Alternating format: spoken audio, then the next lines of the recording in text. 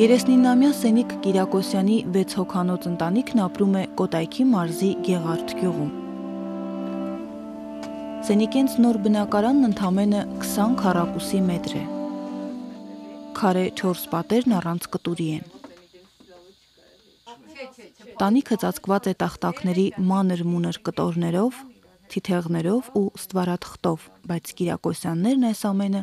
ձեռքբերում են համարում։ Շատ դաժան օրեր եմ տեսել, հիմա որ ասենք մի քիչ նորմալ, ասենք այս պատերը տեսային ժեշտի մեջից խոսք եկել եմ այս պատերի մեջ, հիմա իմ համար շատ մեծ բան է։ Հետո հույս ունեմ, որ ասենք խոսքի տունս կարթեն, կամանց կսկսենք վերանորոգել, կսարքենք, այս տարի չլինի ոչինչ եկող տարի։ 1993-ին տուն կառուցելու համար Սենիկն իր սեփական հողամասը գրավ դնելով պետությունից 20,000 ռուբլի վարկ էր վերցրել։ Սակայն ֆինանսական անկայունության պայմաններում անընդհատ աճող տոկոսները վճարել չկարողանալով ստիպված հողը վաճառել էր։ Դրանից հետո սկսվել էր դաժան փորձությունների մի շարան, որն առայժմ չի ավարտվել։ Շատ դժվար կյանք ենք հասկացնում, օրինակ իմ երեխաները այսքան ժամանակ կարամ ասեմ, դասարանցիներ են, ասենք ծնունդ է պետք է լինում, ուրախություն է, նոր տարի է, զուրկ են մնում։ Դա համեմատ շատ ցավա դժվար, համել իմ երեխաները, ոնց որ իմ երեխաները կյանքում զուրկ են մնում ամեն ինչից։ Բայց դե եղել ենք սերով համախմբված մեր ընտանիքով։ Այդպես համախմբված նրանք 11 տարի ապրել են Թիթեղյա տնակում, ամռանը դիմանալով շոգին, ձմռանը ցրտին, որը լեռնային այս գյուղում շուտ սկսվում, ուշ վերջանում է։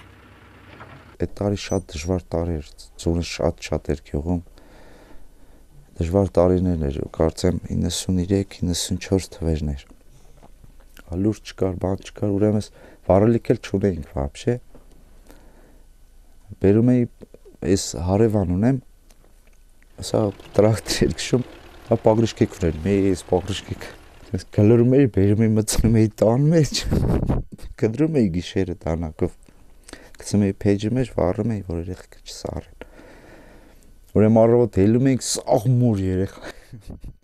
Իր կյանքի շուրջ 4 տասնամյակի ընթացքում Սենիկ Կիրակոսյանը 2 հաջողություն է հիշում, 2 դեպքում էլ տալով Թուֆենկյան բարեգործական հիմնադրամի անունը։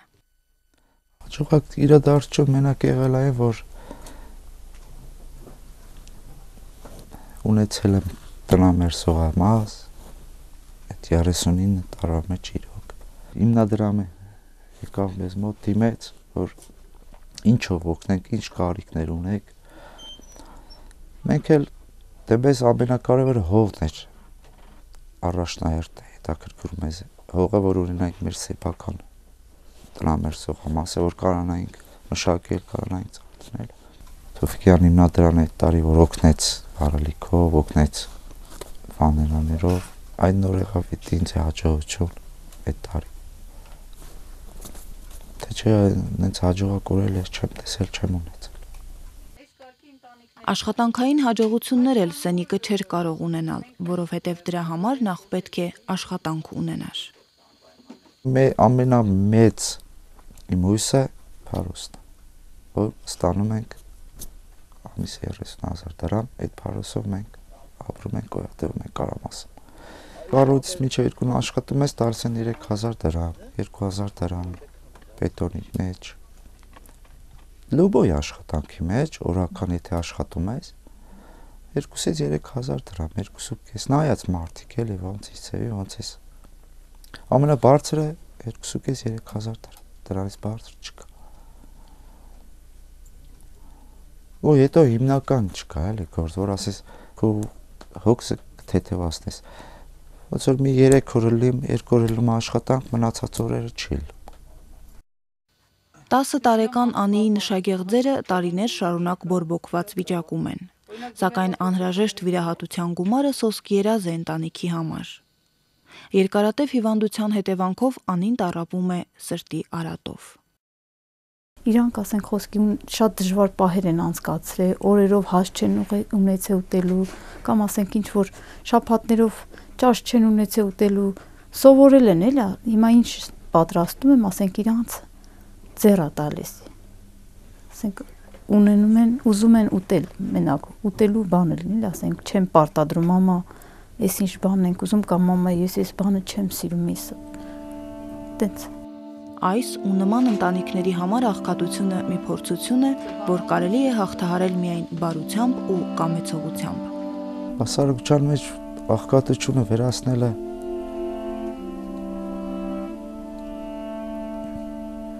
եթե օգնեն, ասենք, մեկը մյուսի ընտանիքներին օգնեն, թեկուզ մի հասարակ հարցով կամ որևէ հարցով, եթե օգնեն մեկը մյուսին, աստիճանաբար երևի կվերանա